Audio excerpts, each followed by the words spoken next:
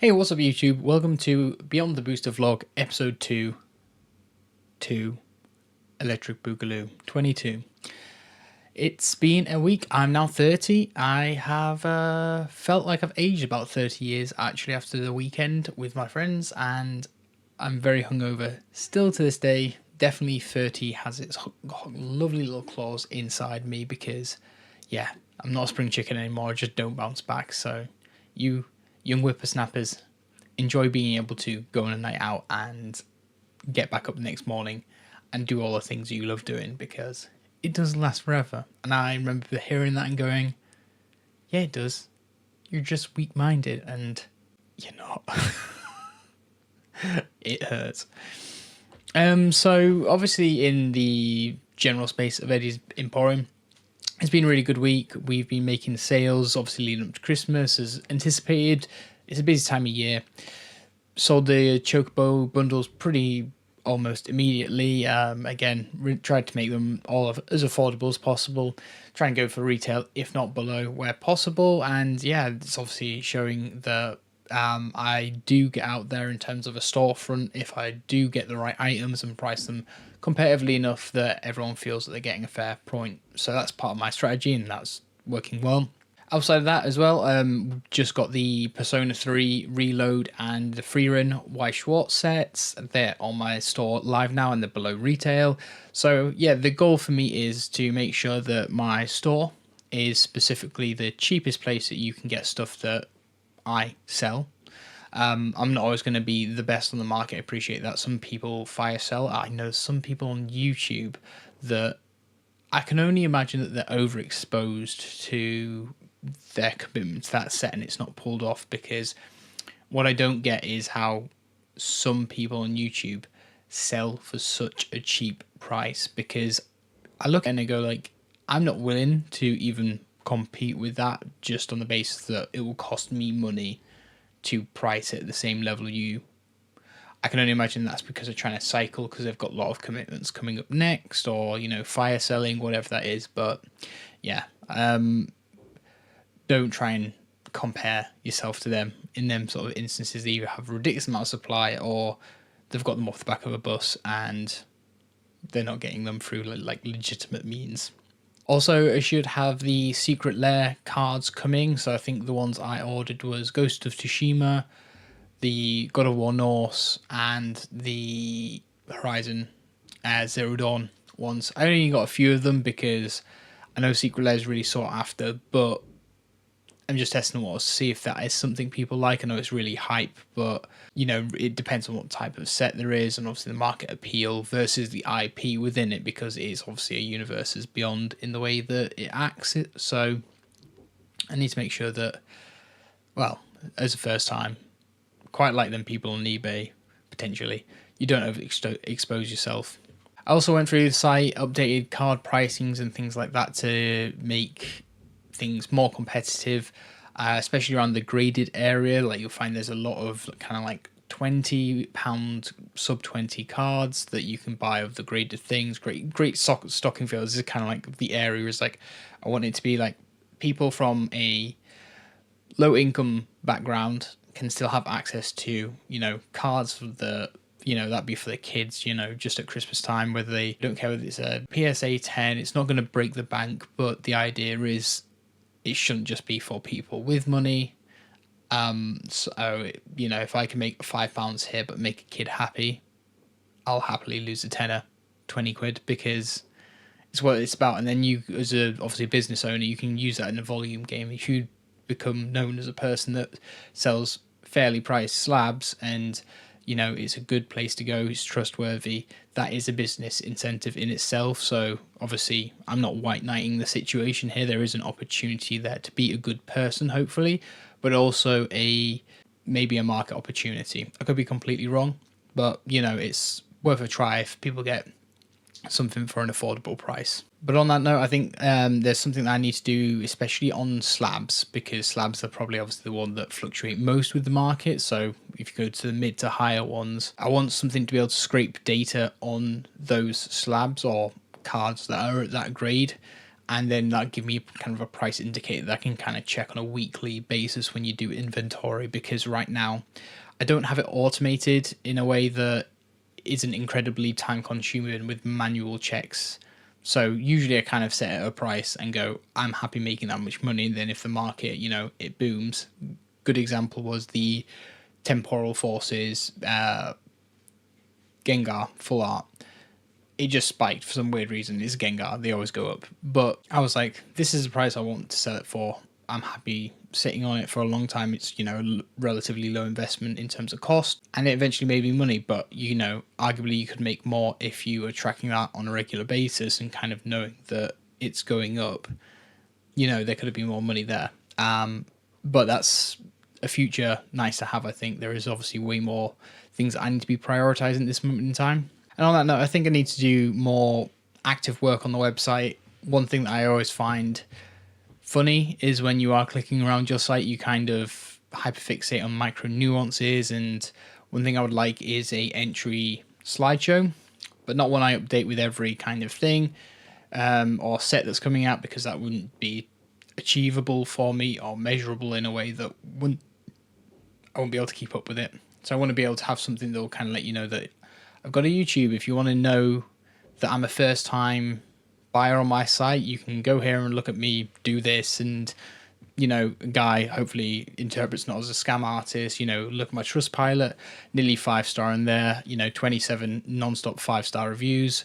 And I pride myself on that. And I want that to be able to be a focal point for just reassuring the customers that branding's there, that, this is a trustworthy place. Just because I sell things below retail, that can also have an odd kind of like, oh, is it too good to be true situation. I think as a brand, you need to balance that kind of, okay, well, if I am going to give something for a good price and I'm not as well known as other retailers in this space, I need to give some reassurance. Hence me being really strong on Trustpilot out the gate. 6 months in, I was like, I want to be 5-star on Trustpilot as soon as possible. I don't want to pay people to do that either, so it's all organic traffic. You'll see everything I do here. Oops. I'll put these little things here. You can't see it, but just love your order. Would you like to scan this QR code? Give me a good review on Trustpilot. And that's, turned out in, I've sold a lot of orders, so you kind of like throw enough spaghetti at the wall. Some will stick, some will give you a good review. And it's really good when you do sell things like, Japanese packs, because you see the scam with Japanese packs, right? Where people like metal detect it, take it out, obviously all the hits, and then they sell the packs as loose cards. And people are now quite aware and worried about that. It's nice that I'm getting reviews on things like Trustpilot that show that this is a trustworthy place to buy loose packs from, because obviously a lot of English packs have that kind of fail-safe in there. Japanese packs usually don't have the same sort of level of security, generally because it's not as bad over in Japan opposed to kind of the West, the UK, and greater countries there. But yeah, I suppose to answer that question that I've given myself and not really giving you a full answer to was, click around your website, always make sure that your links are live, because my Y Schwartz page was pulling through to my HoloLive production page, which is a separate brand. So if you're a fan of Y Schwartz and you want to go good price there, Persona or Freerun, you couldn't have got there through my menu. And so by doing that on a semi-regular basis, I can circumvent the issues that I'm coming into place with. But I wouldn't have known that if I didn't try and click around my website. And so that's always good, especially if you're a one-person band like myself. It's really hard to kind of catch them. So they usually fly under the radar. And I suppose the biggest news of this week, and I'm sure you'll have seen it many, many times, is PSA's parent company, Collectors, I believe is the name, have acquired Beckett. And this is huge in the collector space, because I think it was SGC previously that Collectors also acquired. And it's a big worry in the hobby right now, because I would probably be quite confident in saying that it looks like PSA will kind of have about the 80% plus mark on the markets or the grading market right now. And I think that's a worrying number given the fact they're already probably like 70, give or take. I don't feel good that Beckett have gone. SGC was a bit of a understandable smaller company, whereas Beckett was his top three in my eyes. I know you got Tag in the mix there that was probably outperforming Beckett in other areas, but Beckett's like a legacy grading company. I don't know how it's going to affect black labels or the grading policies there. I know they've been having difficulty with generating revenue because of like business decisions, turnaround times, and other things relating to that. But I think you've got to be worried because, I mean, if I was a black label collector, for example, what's going to happen to the prices there? Are they going to kind of downgrade what hits a black label because they take on a bit more PSA guidelines? Now, they have said Beckett will remain as an independent company still, operate as usual, but I can't imagine that will stay like that for too long. I think that's something they say when they go through an acquisition in order to reassure existing customers. But in terms of future work, you'd kind of look to merge them in some capacity or at least get them organizationally aligned, because you couldn't have two of the same organization trying to take business away from each other. I don't think that's good for business in general. But whatever gives, I would say, PSA are the more successful in this area and currently performing more successfully. I think Beckett will ultimately go towards the way of PSA, but that really might affect black labels and above in a really negative way. It is going to be an interesting few months. I think this is going to be, something that will happen over the course of a year, maybe 2 years, but I do have a little hot take as well on how they're going to tackle Tag. I think the way PSA and Beckett are going, and the general market in the rest of the world, it's not exclusive to grading, is they will not try and buy Tag, but as a combined asset, push them out of the market by adopting AI grading. Because from a business perspective, it's going to be a lot less in terms of cost. Potentially, when you get the machinery up to a certain speed per grade, per card, that could outperform what you see in a grading center and be more consistent with it. I don't think that that's going to happen anytime soon, but I think that to get more of a monopoly by acquiring is going to be difficult, but I think to get more of a monopoly by running a company like Tag out of the business, because you've just got more resource and can pull that market quite quickly based on the reputation of Beckett, of PSA, SGC to an extent. It just makes a lot of sense to bully them, and at that point you've just got CGC left, who don't really grade trading cards to the greatest of extent, or at least, from when you look at it from like a general what does the market like perspective, it's more comics and the collectibles that they grade. But then being almost like the last legacy grading company, it's like a bit worrying. I don't know about your opinion in that. Like, it's obviously, might be like, oh, power to it. I know they've also, PSA's got a UK grading hub that's just been announced. That'll be in late 2026. Similar situation to a middleman service. You will just give it to the mail center in PSA and they will take it to the grading centers, probably in Europe when that opens in, I think, 2026, or Germany. I don't know if it's already opened. Can't remember. Obviously, alternatively America, depending on what's cheapest in terms of import export.